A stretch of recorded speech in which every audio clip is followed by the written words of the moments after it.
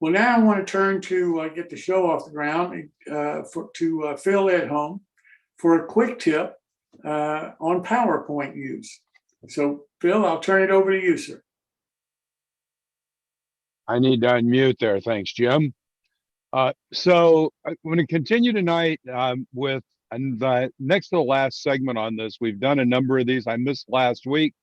Actually, what was interesting is I've taken these and put these now into a actual clinic. I did it last week at the regional convention and got a lot of really positive feedback there as well. So I hope it's as interesting for you guys. So what I'm going to do is I'm going to jump back into the PowerPoint charts here.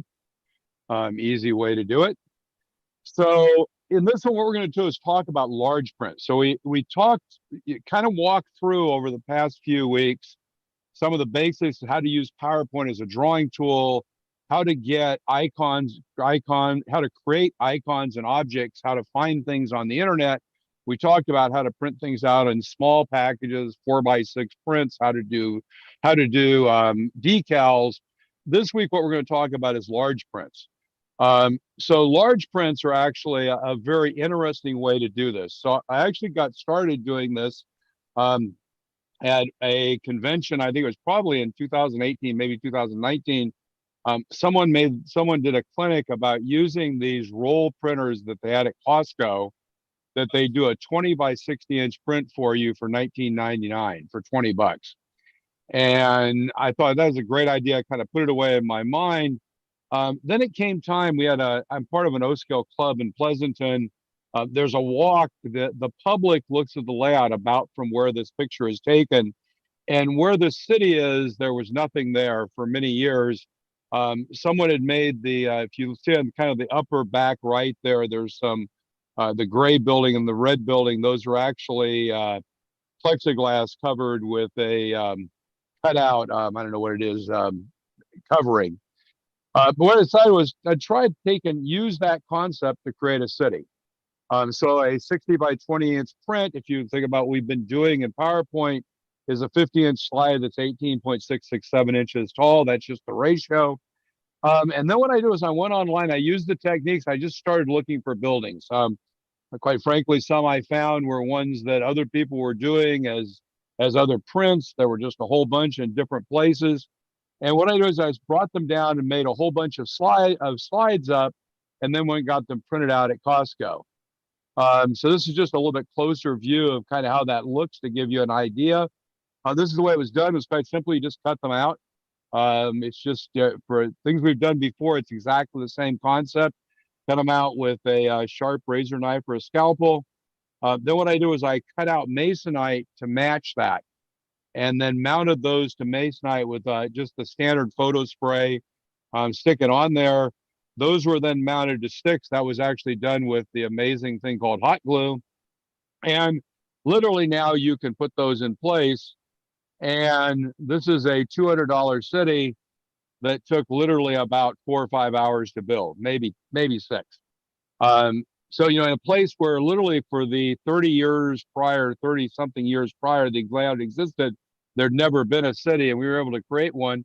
And quite frankly, other than the picture that you see, the little bit of shine in on the upper right, that's actually looking down the bridge, which is actually looking between buildings at a theater that's kind of buried down in the city. Other than that little bit of shine you get there when you're really low, it actually looks pretty good. So that's an interesting way, to use large prints. The other thing to do is to use to make large signs for your club, to be able to do things quickly for events and for other things. Again, it's very much the same process. I'm going to show you the 2024 PCR banner, which was where I was last week. And so actually I was getting this printed out probably, I don't know, last weekend or maybe even Monday. This is actually some of those Costco prints. We have a display place in the club. We were doing a thing about the Transcontinental Railroad. So on the bottom, we've got the Transcontinental Railroad, and on the top is actually a package about the Zephyr. And so this was done very quickly to be able to do something educational. We were trying to change the image of us from being a stodgy club to being someone who's much more engaged with the public.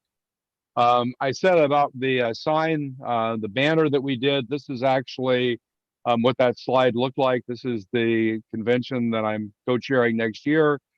This was put together. We have the images. The way you do something like this is you create an image file, you get all the images in there. Once you got the images, you create little text blocks, put them in here. This whole thing took about an hour to put together, and then got it printed, and we had a 6-foot wide banner at the event. I also at the club, one of the things we wanted to do, found ourselves with the fair they run. They put 10 by 10 tents for vendors, and they put them about 3 foot off the building, and they were giving us barely 10 feet open. So a door to our building where we open for the fair, which is our primary fundraiser, we were almost invisible, and they wouldn't let us build a permanent structure. So we built this structure. This is actually a detachable structure. The roof our panels, the end towards you and the far end are panels. They come off. There's a frame. It's all made with it's actually all made with conduit and tied together with wire rope to actually make literally triangles like you would in a rail car.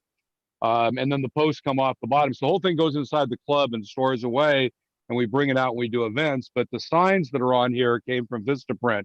And I think they were 30 or 40 bucks each. It was in that price range. So anyway, I think this is kind of where we're at. I'm going to stop sharing there.